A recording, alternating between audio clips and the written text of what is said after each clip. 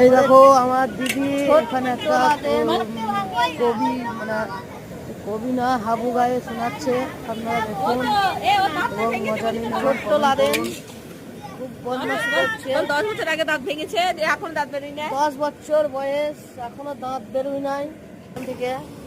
ময়দা মুখো দাঁতে ভাঙে না, আর ওই পাড়ার শাশুড়িরা বৌমা চেনে না, তাই হাটে গেলাম, বাজারে গেলাম, কিনে আনলাম আদা। আদা খেয়ে বাসব আমার হাত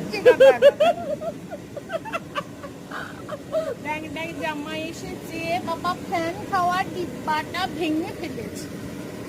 পান খেয়েছি, পিচ ফেলেছি, দাঁত করেছি ছোলা, তবু আমার নাম লিখছে মুড়ি ভাজার খোলা। ফেঞ্চা ফুল ঠোকা ঠোকা খোপায় গুজেছি, আর বর্তমানে ডালা এনে লুচি ভেজেছি। তাকাবি না ময়দা মুখো।